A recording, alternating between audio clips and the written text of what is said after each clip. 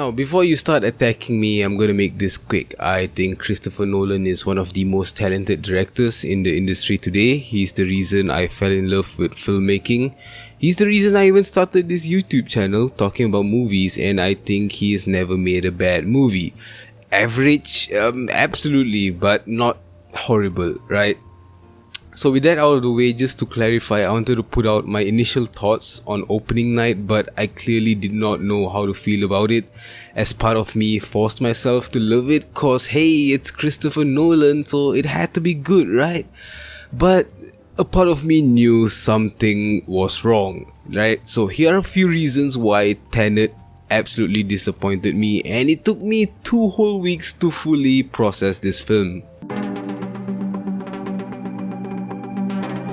First off, there are no characters in this entire movie that I latched onto. There was nothing more to John David's character other than he's a determined guy wanting to do what's right, willing to risk his life for the greater good, and quirky when he needed to, but I really felt nothing special about his character. The actor essentially brought this half-decent character to life, but if it was someone else portraying the protagonist, yes, that's his name, protagonist, I would have clocked out way sooner, right? The antagonist was in no way intimidating. He had his motivations, sure, but I genuinely cannot remember his name.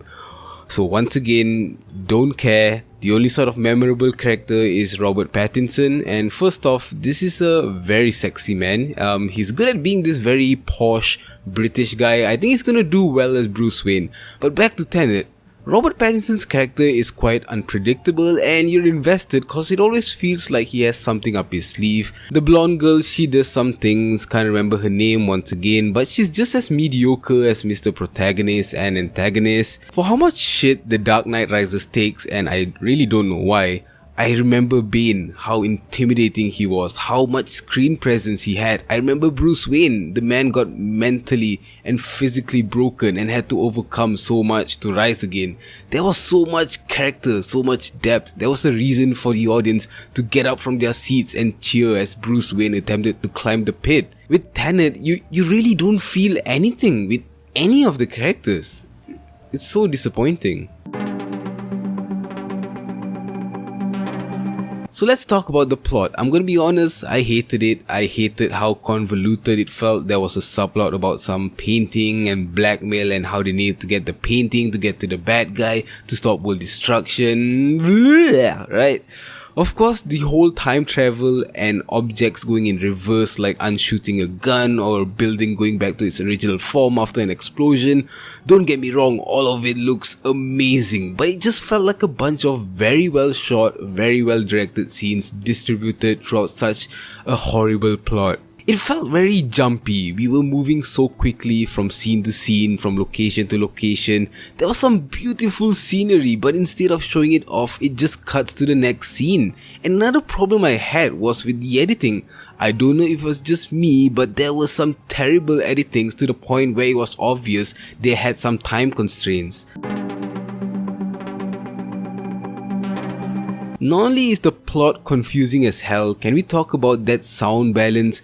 Okay, now this genuinely pissed me off. I went to watch this in IMAX in a very trustworthy cinema, no problems, no issues in the past, but half the movie I could not understand what the characters were saying. So initially I thought it was just my cinema, but no, I went on YouTube, saw the comments, I went on IMDb, same issues. It's not your theater. The sound balance in the film itself is atrocious.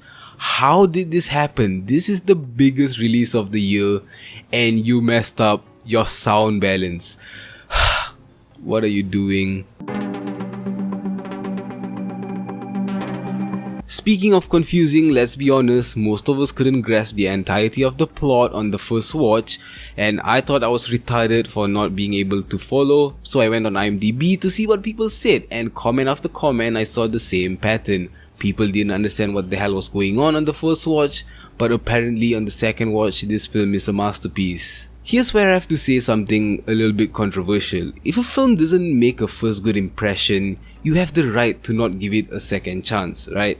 Just because it's a Nolan film doesn't mean it gets special treatment. We can't give it excuses like, ooh, we gotta watch it a few times to fully grasp what it means or how much we can appreciate it. No, The Dark Knight was great on the first watch. The Prestige, spectacular. Insomnia, Interstellar, with some of the best cinematography I've ever seen and engaging storylines. All Nolan films that need only a single watch for it to be memorable. I was tempted to give it a second chance, but I just didn't feel it at all the first time around, and I can't see myself forcing to watch this again. The last thing I want to talk about, and I know most people don't care too much about it, but to me it can take a film from good to excellent, and that is the score. I think it was just decent, nothing to rave about. No way is it going in my playlist alongside The Dark Knight, Interstellar or Inception.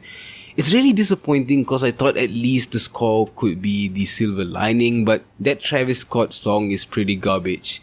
The few good things as usual, the usage of practical effects, great camera work, action scenes that are engaging, exciting and most of all different thanks to the element of time travel and the way it's done in this Nolan film. It's very nice to look at, but it's not worth risking your life to go watch. I'm sure you know what I mean. I do understand if some of you enjoyed Tenet, but even as a Christopher Nolan fanboy, I can't see myself rewatching this anytime soon.